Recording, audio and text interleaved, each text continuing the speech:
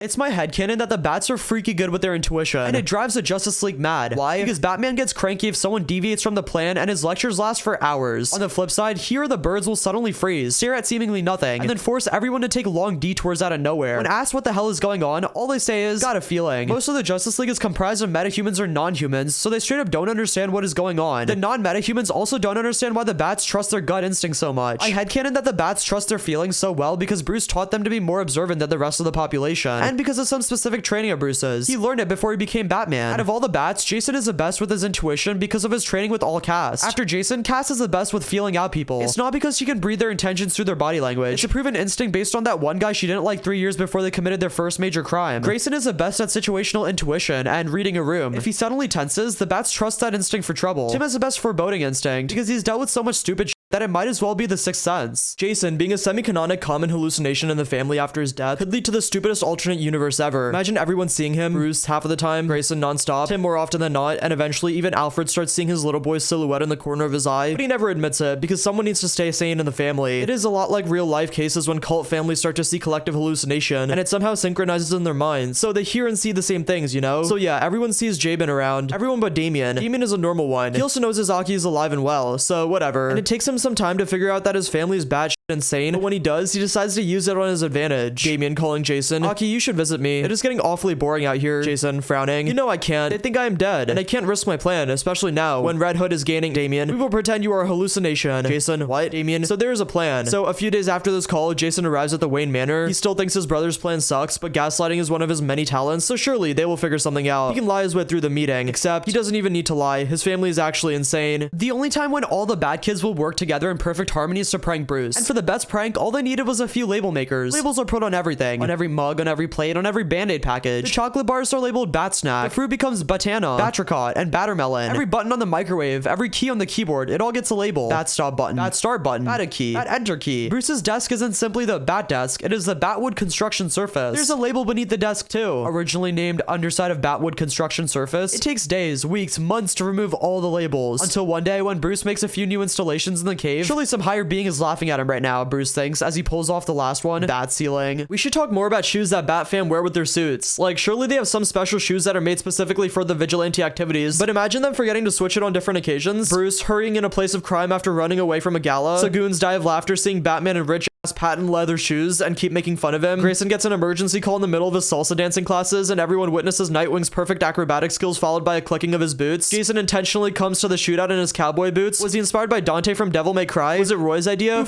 Knows, but he keeps making awful puns the whole time. Tim absolutely knowingly keeps putting on his favorite Converses because he doesn't give a and other shoes make his feet hurt. Also, he looks cool. And teenagers adore Red Robin for that alone. Cass fights in her ballet flats once. It should be funny, but the sight of her kicking everyone's asses while acting like she's in the middle of a ballet practice makes everyone shiver for another few weeks. I like to think that Batman's suit is really heavy. Like, the thing obviously Kevlar weave with lots of armor reinforced bits, not to mention all the gear and gadgets and tools he has on his person. I mean, anything he's ever thought he may need, anytime he's been mid-fight thinking that a particular tool will be useful, he has it somewhere, probably a few of them. And all the kids too. They're equally equipped, even if they don't necessarily look it. So I like to imagine that some of the heroes decided they should do a costume switch for fun. Bats agreed. And the best part wasn't them being weirded out like they thought they'd be, unmasked and all that. No, they couldn't care less. Instead, everyone else is freaked out about how heavy the bat costumes are. How the hell do they do impossible feats of acrobatics wearing like this? Even the supers think it's excessive. And they have super strength. The bats all take the opportunity to try some of their moves without the weight, given that they work out wearing even more weight. Turns out they can flip and jump and move in even more insane ways than anyone thought possible, and everyone is more terrified than they were a few minutes ago. Everyone decides that the bats are better with their gadgets. Can you imagine the skincare Bruce Wayne and the rest of the Bat family have to use? Like, anything pressed on your skin that keeps sweating like that is gonna make you break out in some way. A domino-shaped breakout is sure to raise some questions, and makeup can't do away every line in your skin. And not to mention going through puberty, you come across Robin with a pimple and oh look, Grayson has one in the same spot. Ain't that interesting? Just imagining Bruce having to break out a skincare routine and having to teach his kids how to customize their own must have been so much work. Bruce having to bust out the pimple patches because he wore the cowl a few hours too many, or Jason getting a new bottle of glycolic acid is such an image to me right now. I always love imagining different realistic superhero scenarios that people may not think about. The quickest one I always go to is Spider-Man needing extremely long showers because of how sweaty he must get in his suit, considering how tight and uncomfortable it is. I also like the one where Tony Stark probably crushes his fingers sometimes in accident when his suit doesn't go onto him correctly. Concept: Jason sending Tim a different dealer's name every month so that rich kid Tim Drake tries to make the dealer sell to him as a test to see if they're truly sticking to Jason's no selling to kids rule. Jason has essentially killed two birds with one stone. One, he got to identify and take out the